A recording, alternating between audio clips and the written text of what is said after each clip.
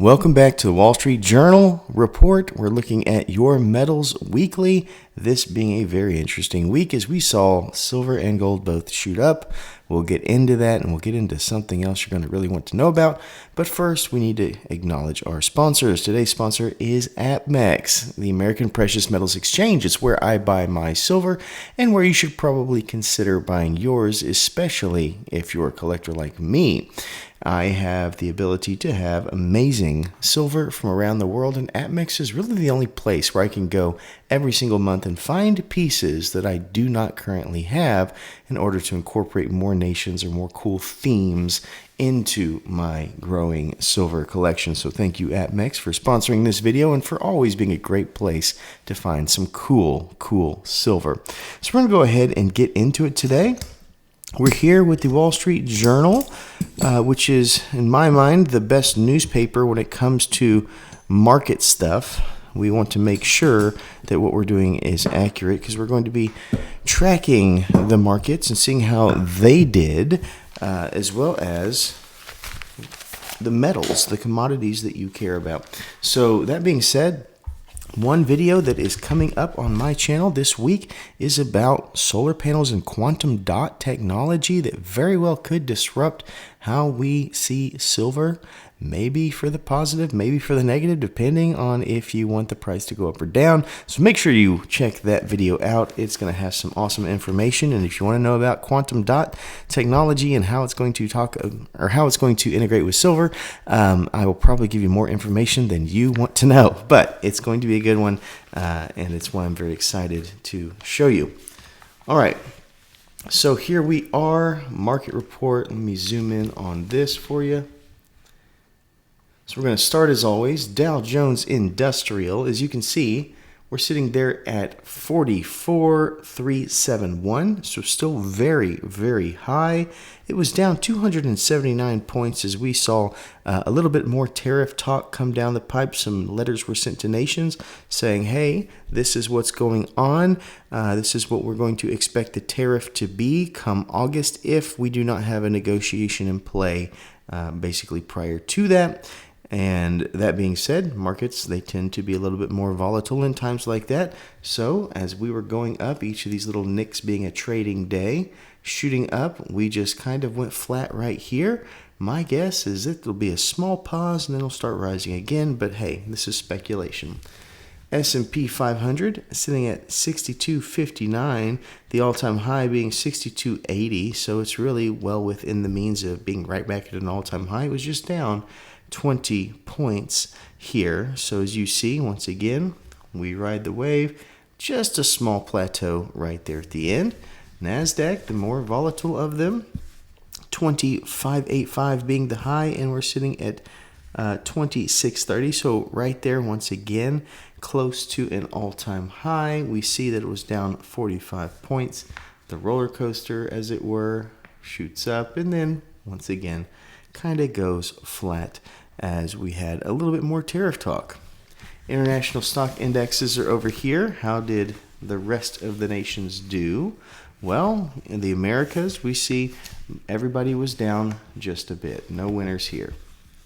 I can get this to zoom over here. There we are. Yeah, Canada, Brazil, Chile, Mexico, all of those were down. Chile being the one that really went down. We go over to the Eurozone right here. As you can see, most of the European conglomerates did the exact same.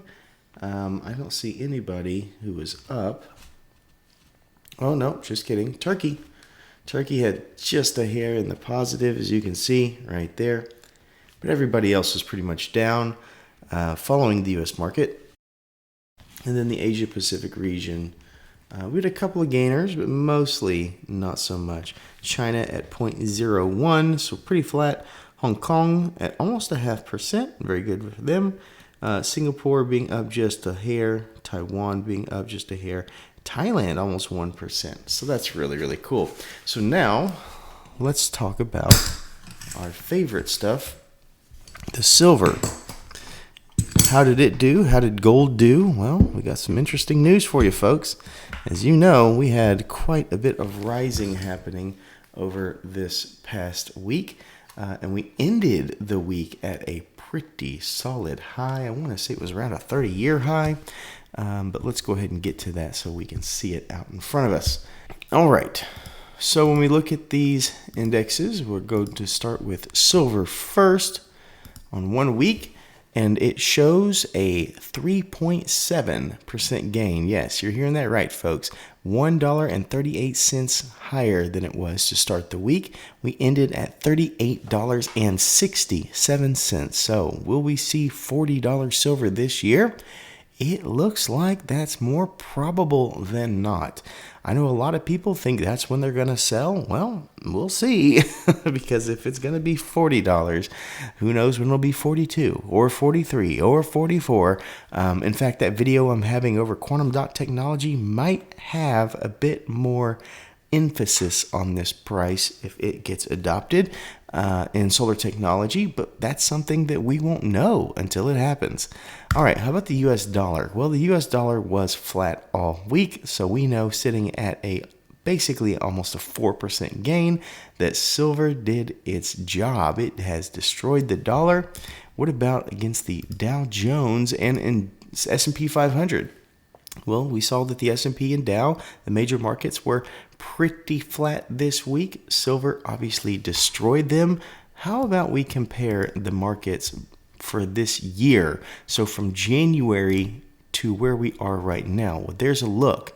We see that the markets have been positive. It looks to be about in the 7% range, somewhere in there this year to date. Whereas we see silver has been 32% in the positive. It has gained $9.53. Just crazy to think about. Obviously, silver does not compound. Those markets do if you have investments in them. So that is one thing to be clear about. How about gold? We know gold has had a crazy ride of late. And as you see here, gold gained 0.54%, so about a half a percentage point, $18 US, so 33.71 is where it sits. Versus the US dollar, it is beating the dollar, but it's not by much for this week, which is something to note. And then Dow Jones and S&P, we see that basically it is slightly beating the old S&P. It has beat the Dow Jones by a full percentage point. Now, how about, once again, an entire year to date? So from January all the way to where we are, we saw that the markets are sitting at around that 5 to 7%. And silver is at gold is at 27.71% to date. So that is a crazy, crazy ride it's been on. It has gained $731.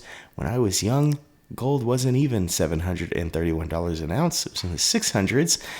So now we are seeing it huge, $33.71, a 27% gain to date.